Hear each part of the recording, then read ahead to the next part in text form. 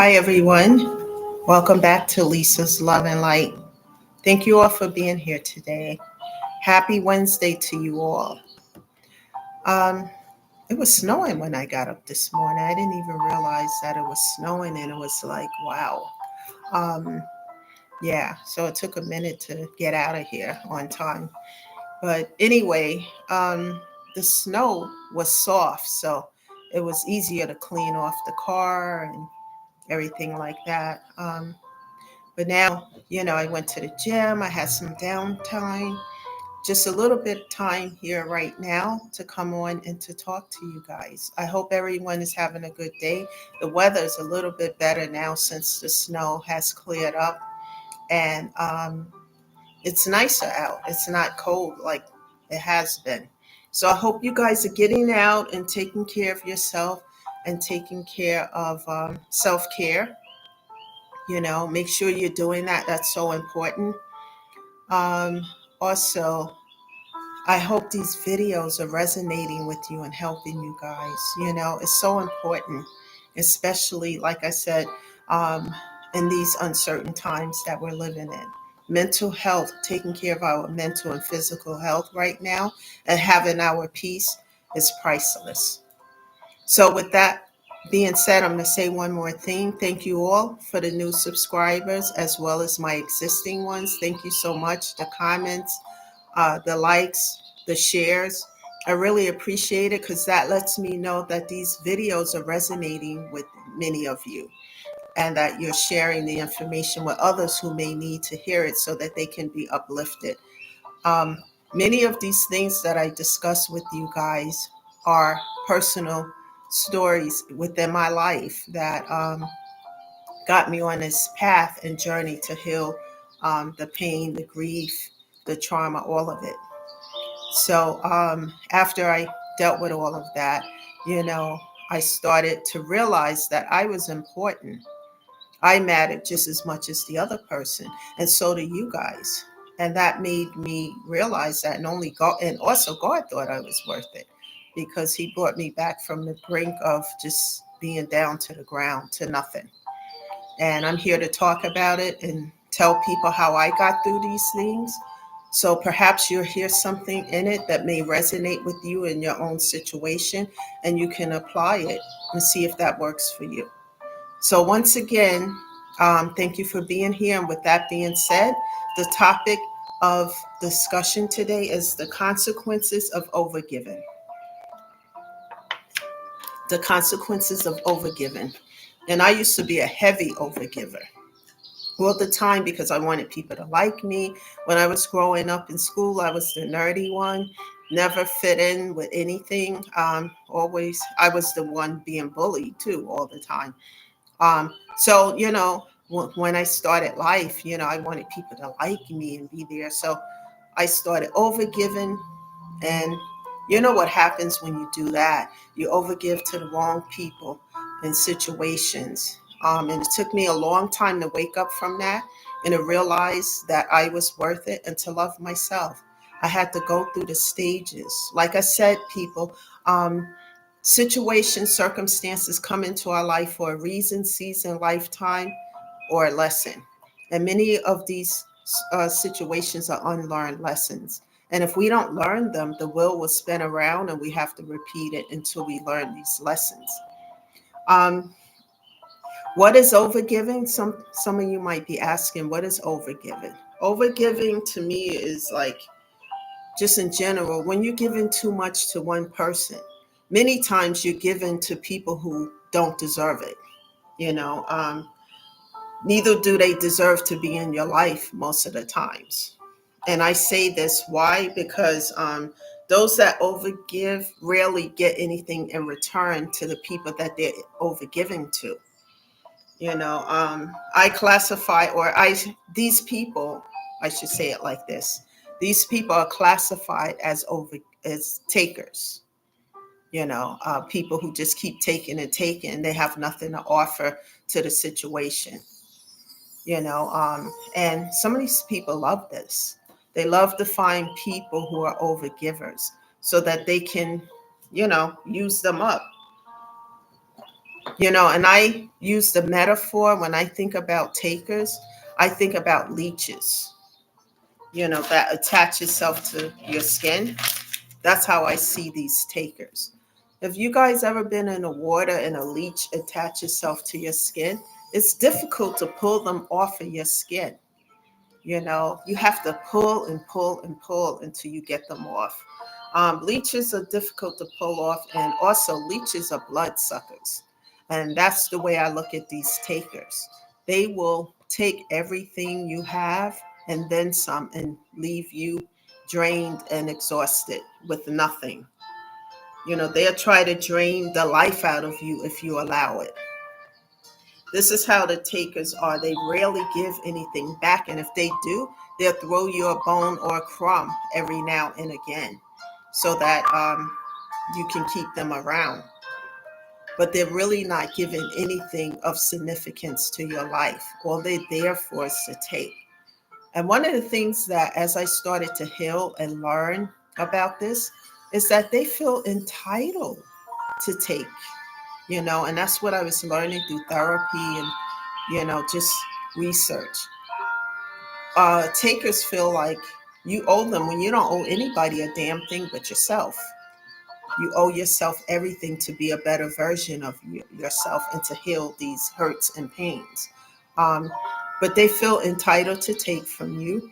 And the more that they take, the more that they feel justified in doing so. And I had a lot of that going on in my life. People just there to take, use me up. And then when there was nothing left to take, they would leave me high and dry and then find another poor soul that they can take from. And the vicious cycle kept going on and on and on because I wasn't learning from this. New person, same will, same circumstances. Um, and it's just most of what I have comes from most of what they have. I have some notes here. Most of what these takers have and accumulated comes from the backs and sweat and hard work of somebody else's, of what they took from somebody else. This is how they build their empires or whatever you want to call it, off of the back of somebody else. And I remember a while back, this was a while back when I was telling an ex, you need to get a job. And when one of my coworkers back then had a second job and she was telling me about this job, home health aid, I think it was that or something in that field. And I said, you can do this, and the look I got is like, what? Me go to work? You must be kidding, right? And that made me realize that this is a taker. This is somebody who wants to be kept and taken care of. And yeah, I have a lot of stories, not only from personal relationships, but family members. For a long time, my father used to tell me before he passed away to stop helping a sibling, a particular sibling. And I had just had my son during that time. Probably my son must have been about 6 months old at the time. And, it's just taking and taking and running up bills and doing the most and the worst until one day, and after I did get the strength to say something about it, my father was long gone. And I said, you got to get out. You can't, you know. And then that ended, whatever relationship we had as family. But I knew I wasn't going to do that anymore. And at least I am today. I would laugh at that. That's funny to me because I'm not the same person as I used to be in the past as I continue to heal and do work on myself. But these people who feel entitled, regardless of whether they're family members or friends or whoever they might be, um, they feel entitled to take, even though they have no entitlement to what belongs to you, but they feel entitled. So since they feel entitled to take, I got to the point where I felt entitled to cut off, block, and delete because I don't need that toxicity in my life. And so I finally learned the lesson and I realized that, hey, I don't need this. And like I said, people feel some kind of way when you cut off, block, and delete. And before I get to that point, I'm always trying to negotiate and, talk and see what we can do to come to an understanding, an amicable understanding. And when that doesn't work and you see the taker just want to take, for me, I cut off, block, and delete because that's the resolution. Um, and it's just sad that there's a lot of people out there. They want it quick, like a microwave. They don't want to do the hard work and put it in. They see you doing the hard work and you're working and working and working and building and working, and they feel entitled to take. And instead of doing the work, they would rather take from others. Some people get pleasure out of doing this. And this is why it's important to cut off, block, and delete.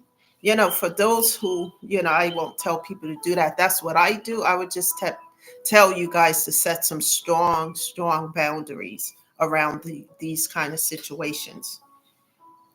And the takers, what I learned, they love the overgivers, and I was one of them. And that's why, and it was hard to shake them out off of my energy and space because, you know, I would be giving and giving, and they would be taking and taking and enjoying it, And when there was nothing left to give, they would be gone on to the next person, you know. Or they would find someone who had a little bit more, and they would leave me high and dry and then go and, do that over there. And I just had to learn and do the work and the pain behind all of it, looking in the mirror. And when I talk about looking in a mirror, I talk about therapy because therapy helped me to understand that I didn't have to put up with this, you know. Um, Therapy helped me understand that I didn't have to keep dealing with people who were in my life and they were not there for my highest good. They were just there to use me.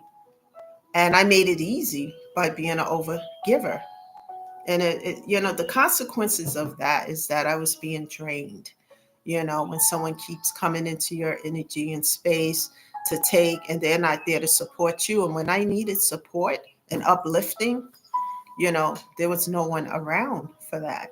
And that's as I started to do the work in therapy, the pro and the con list, and talk more, because that's an outlet for the pain. I started to realize this. And it even became painful when I had to realize I have to cut some of these folks off because this is out of control. It was even to the point where one person, they was not taking like physical things, but they were taking and sucking up my time just because they thought they could. Calling me at work. I can't really get phone calls at work because the type of work I do, I can't, and I said that, well, I have a break in between this time and that time. You can call me during those hours. I was even trying to make it easier, and a person kept going, well, mute your phone. No, no, no. And I'm not going to say everything I said, but I made it clear that you're getting cut off, block, and delete because you're disrespecting my boundaries. I even went out of my way to explain why it's like this. And you still, because the person was, you know, this is a while back, but I'm looking back at this situation as I talk to you guys. Showing up at my house on a weekend unexpectedly, uninvited, unannounced, and then telling me that, hey, I'm outside. Okay, what? The least I am today, I probably call the damn cops. I'm serious because I don't like that. Guys, I really don't. I don't, because it's intrusive of my time. Because anybody who respect you will respect your space and your time, and I would set, the least I am today would set some strong boundaries about that because that's so disrespectful to me. And even just growing up, we didn't do that. You don't just show up outside somebody's house, you know. Um, it's just I don't know. For me today, it's just I like the new person I am today, how I've become because I've been through so much shit, guys, that and pain that I see, like, how you repeat things of lessons you don't learn. I see the things for what they are. And then when I see that something is going in a direction of toxicity, I would address it. And if it continues going in that direction, then I cut off, block, and delete. I don't sit and play games with it and waste my time or the time of whatever that situation or circumstance or person is.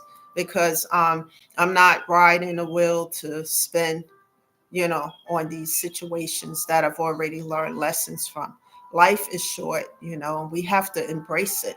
And what I have learned, because I used to get so sad and depressed when I talked to my therapist, because I had to cut so many people off because the boundaries wasn't helping. They were crossing over, jumping over those boundaries. So I cut off, block, and delete, and I used to be sad.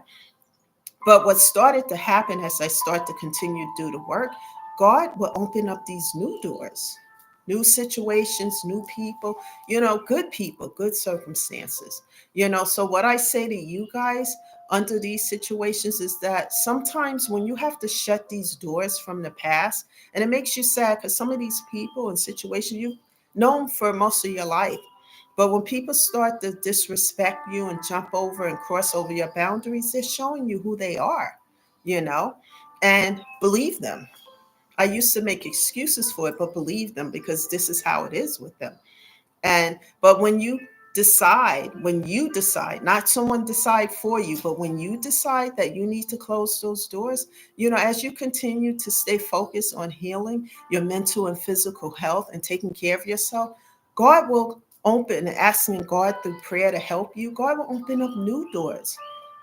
Better people come into your life, people who really care about you and got your back and cheering you on as you do the work and who support you. And support doesn't mean, hey, you got $1 for me. Support, I'm talking about building you up. Like sometimes you may need to talk to somebody and they can't change the circumstances or a situation in your life, but they can surely give you a lending ear to just listen, hear you. That's the kind of support I'm talking about. People like that. And that's rare in the world we live today because people are mostly out for self. What can you give to me? They mostly have the hand out. And when you find someone who's truly a friend and they can just listen to you and uplift you, keep that person in your life because that's a real friend. Keep that person there, because it's rare. And somebody is generous and kind to you, hold on to people like that. Don't take advantage of them. you know let's treat others the way we want to be treated. And people have forgotten that passage, in the Bible. Do unto others as you want done to you. And when you start just treating people um in a disrespectful manner, I'm going to keep it clean. um then what you manifest and put out there, that's what's coming back.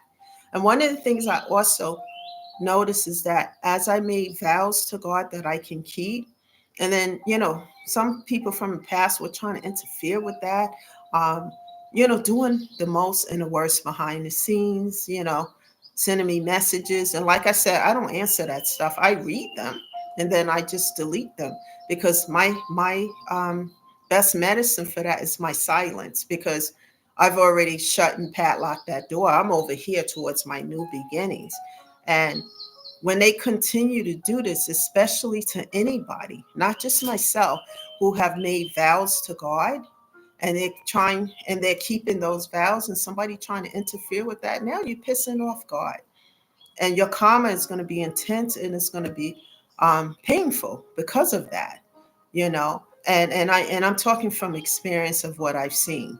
Leave people alone. If someone doesn't want to be bothered with you, you can sit and try to work out something with them. But if you know you wronged somebody and you know you did them dirty more than once, and that person decide to forgive you, but the forgiveness is for themselves, but leave you alone, and they don't want a connection with you, let that person go. Let them live their life. No matter whether it's a friend, family, or personal relationship. If you messed up, you messed up 10 times over or whatever, and that person closed the door but they don't hate you or resent you, just let that person go live their life, because nothing good is going to come from doing all this craziness in the background. Just because that person healed and changed their life for the better, you should be happy for them. Anybody on this healing journey, healing and taking care of their health, mental and physical, especially under the situations that we're dealing with right now, and in prayer, and they're doing better and taking the steps, you know, you should be applauding that person, lifting them up. It's a lot of the other stuff, the toxicity in this world that we don't need. People riding a hate train, doing the most and the worst to others without a justifiable cause. And so but when you do this to somebody whose purpose in life is to heal the pain that they've had and talk about their experiences. And one of their vows is to help others to pay it forward. And they made that vow to God. I don't play with my vows about to God. And then that person is in the background trying to interfere with that. God is going to come down heavy on you. And I'm not speaking just to speak. I'm talking from experience. I've seen it time and time again. Just let that person go and wish them well. I don't have any hatred for anything. What I've learned, and if in the beginning I used to be bitter about it, but what I've learned is that these are lessons, unlearned lessons. And when the first lesson I didn't learn, the second, third, and fourth time they come down harder, until I learn them. And then I can let it go and move on. And when I padlock and close those doors over here, now I can move towards my new beginnings. Guys, you can do this. You can move toward those new beginnings, and you open up that other door. God has better blessings behind those doors for you that no man or woman or anybody can take from you, as you do the work, slow and steady. It doesn't happen overnight. Nothing ventured is nothing gained. Have uplifting people, bring uplifting people in your life, uplifting people who care about you and who want to see you succeed, not people who want to see you fall down. That's toxicity.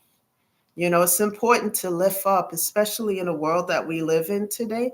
Lift people up, help people, and this way that when you do that, you can be helping yourself to heal as well when you do this, because everything is spinning right now on toxicity in the world that we live in. So let's practice helping ourselves through healing, self-care, self-love, and having time for ourselves on a daily basis, whether it's 2 hours a day. Taking that time for you, it's not being selfish, it's self-preservation, as I spoke about yesterday in that video. It's so important, guys.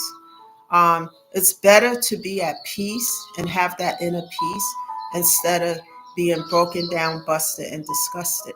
And let's learn to turn that pain that we have that's deep within, let's turn that pain into power, power into a purpose to helping other people and paying it forward. That is how we win. That's the message today, guys. Thank you for being here. This is Lisa, shedding love and light. I'm here to encourage, uplift, and tell you my personal experiences and how I am getting through them, and how I've gotten through them in the past. Thank you again, guys. I'll see you again tomorrow. Enjoy the rest of your Wednesday. Bye for now.